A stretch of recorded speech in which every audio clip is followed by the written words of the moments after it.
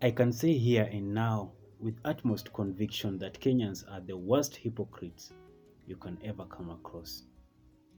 In 2018, that is about 6 years ago, a lady by the name Monica Kimani was brutally murdered. Yeah.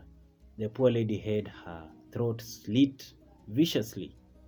Yeah, and by that time, every Kenyan, most Kenyans for that matter, were everywhere crying out loud for justice to be done for this lady.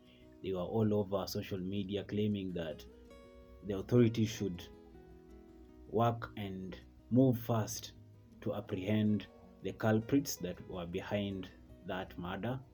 Yeah. And 6 years down the line, we are here right now. The court has done its best. Yeah. Evidence has been brought before the court, and a final verdict has been rendered by the court. And one Joey, that is Joseph Irungu, has been found culpable for the murder of Monica Kimani, and he was sentenced to death. But the shocking thing is that the same Kenyans who are crying out loud in 2018, shouting on the top of their voices that the culprits in the murder of Monica Kimani should be held to account, yeah, are the same ones that have turned around.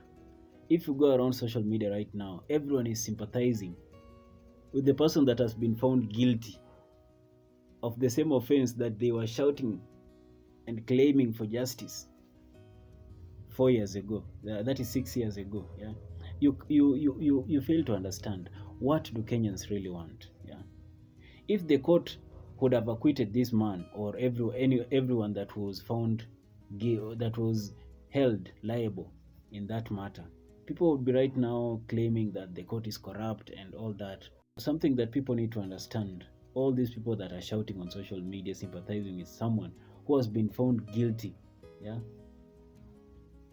for such a criminal offense. Murder is not something that is just these common criminal matters like theft and all that. Yeah, murder is one of the most delicate criminal matters that are dealt with in a court of law, and a court applies, let me say, like, it gives it utmost precision.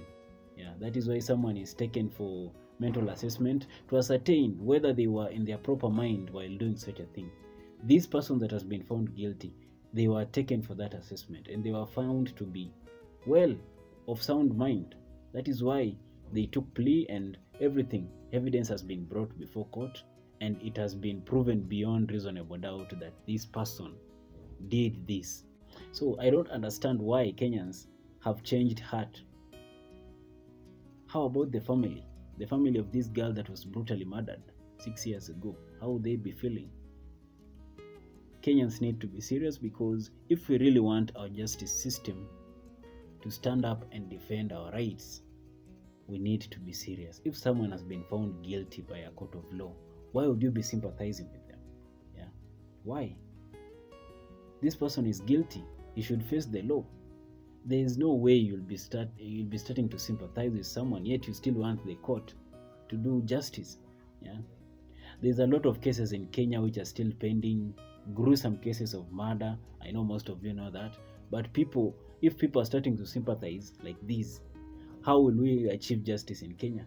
How will our judicial system go ahead and be the best judicial system that we wish and pray for? If we'll be sympathizing with people who have been found guilty after a long period of time has been taken for such a verdict to be given. It really takes evidence, compelling evidence, for the court to find someone guilty, because murder is a really, really serious case anywhere in the world, yeah, in the criminal judicial system. So guys, Kenyans need to wake up and let's just be reasonable. Yeah, let's be reasonable and support our judicial system. This nonsense of sympathizing with someone who has been found guilty, let him follow the law. He can appeal this sentence. Yeah, he can appeal the sentence because that is his right. But he has been found guilty.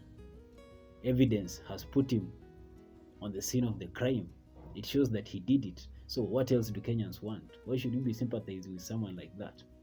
How about if that was your sister who was killed like an animal like that? How would you be feeling? Would you still be sympathizing with the killer?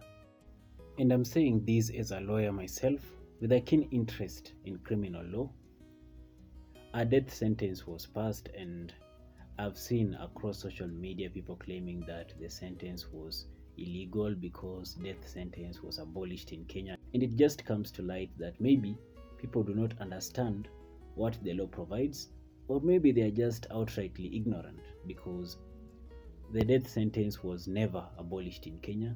It is well available and legal. Yeah. And any judge can pass it in their sentence. What was abolished, for people to understand, is the mandatory death sentence in murder cases. Yeah, and this came about from the case of Francis Karioko Murwatetu versus Republic. This was a constitutional petition that was filed at the Supreme Court of Kenya, and it informed the decision of the Supreme Court, holding that the mandatory death sentence is provided for under Section 203, as read with Section 204 of the Penal Code, is unconstitutional. Why? Because the argument was that even if an accused person mitigated before court, mitigation is where they tell the court they are first offenders, that the court should be lenient in their sentencing. Yeah, because maybe this is the first offense. When you mitigate before court, it's like you're persuading court to be lenient with you, wakuhurumie, yeah, because maybe that is the first offense that you've done. That is what mitigation is all about. Yeah, you try to persuade the court before rendering their sentence, yeah, their verdict. You use terms like maybe you are the breadwinner of the family.